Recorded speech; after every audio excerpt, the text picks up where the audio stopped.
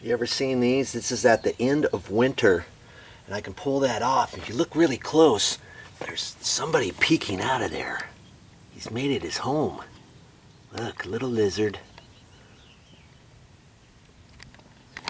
And this thing, my mother puts these up every winter, and now winter's over.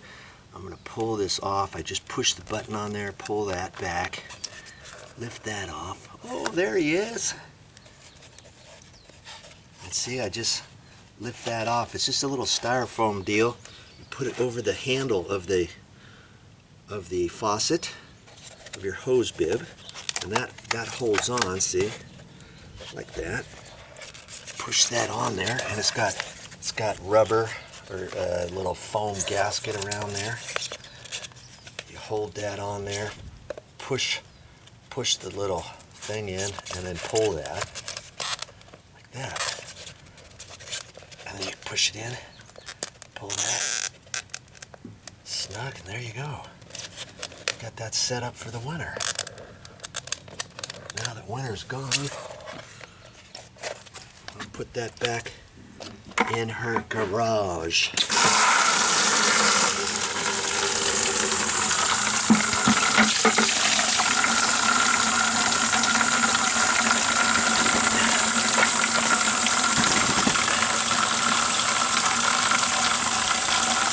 That's probably enough.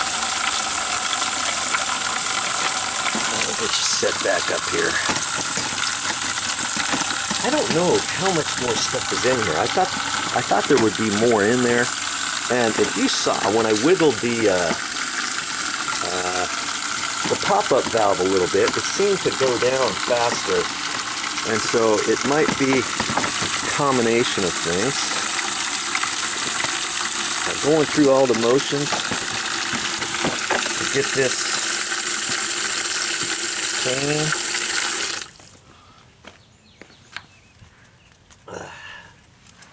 Do I really need to have my gloves on? All right. Peedly poo.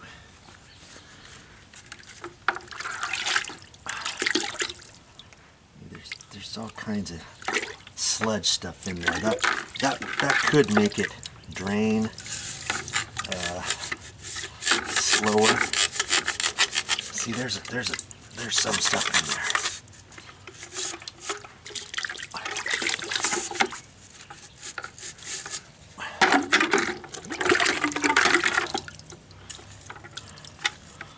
You might want to do this every once in a while.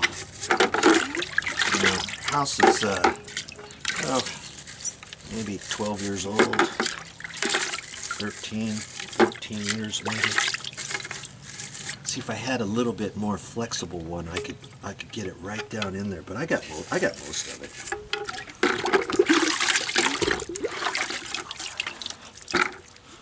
Come on.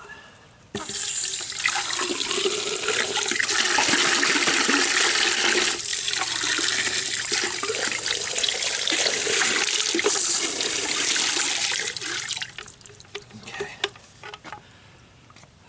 That's looking pretty clean.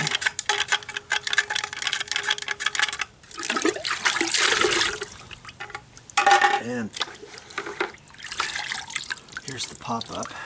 See, I did pull most of that stuff off of here with the zip-it tool. I might as well get the rest of this gunk off of here. And right up underneath this lip, this ledge, it looked like it was maybe hanging up. Okay. And a tip for you, I've got, I use toothbrushes with a little battery in there that you turn on off right in here, and it has a little rechargeable, or not a rechargeable battery, but you take the battery out, and that works really good for brushing your teeth. And when I get ready to change toothbrushes, I save the old toothbrush with the battery in it, and I can use it for cleaning. I could get right in there, turn it on, and have it vibrate. Actually works really good. Okay, now I got that all clean.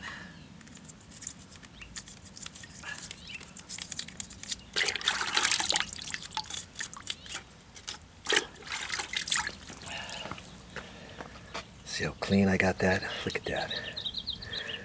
And sometimes you take a look. See, this is a rubber gasket here, an O-ring. You could peel that off if that's not holding, let's say, holding water if you're shaving or something, and maybe it keeps draining. It might be because your O-ring is missing, or maybe it's loose, or too big, too small, whatever. All right, now I think I'm good to put this back on. I'll have to wash up good when I get done for sure. Okay, I got everything cleaned up. Time to go put this thing back together. And it cracks me up. I wasn't going to bring my video camera with me because I was thinking I was going to have to do a few different things. And I thought, hey, I've made videos of most of the stuff that I'll probably end up doing, but I'll bring my video camera just in case. And see, I've never taken her trap all the way apart before, so I'm glad that I'm making this video just for you. Okay, time to put this back on. And on this, got that up. Got that pushed up, and generally there's a little sleeve in there. I know it's still in there because that little sleeve goes into this concaved area. See how it's kind of concaved in there? That fits up there, and the little sleeve underneath this nut fits in that before I tighten the plastic. And on this, there's it's hard to see, but there's a lip there, and that acts as a sleeve, and it's kind of concave and fits up in there. So we're just gonna lift this back up in there where it was before. I gotta get it down, swivel it back over there. I want to make sure that that's all the way up there snug. Okay, before I tighten that up. There it goes. And you know what? This one here, before I do it,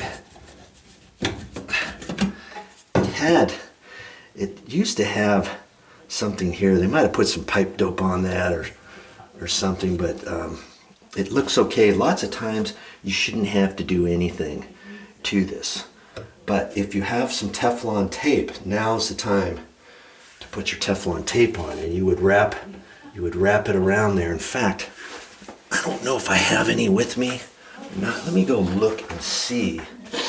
This is, and you know, I shouldn't need any Teflon tape, but you never know. This has not been pulled off for years. And the idea is you tighten this up, and if you don't put any Teflon tape, you might want to put a napkin, paper towel down, run your water for a few minutes to see if it's going to drip. If it does, chances are it's leaking out through your threads here, okay? And then you'd have to pull it apart again, get your buckets, catch your water, take this off, and then wrap this with your Teflon tape. But for the sake of argument, I'm going to see if I have any Teflon tape. Even if this is not leaking, you'll know how to do the Teflon tape and all that kind of stuff. And I'll be right back. Let's see if I can find some Teflon tape. Now, if you get to this point, and if it's still backed up, and you know you've done everything that I've showed you, then chances are, more than likely, it's going to be plugged up from this point on down. And so a plumber would have to come out, and we've got a concrete subfloor here. Plumber would have to come out. He would have to take this nut back off, take this adjustable P-trap out, and then he'd shove his his snake up through there and run it and run it and run it and shove it down the line as far as he could, and chances are you're going to have an issue way down in there and cross your fingers that the plumber can find it. Okay?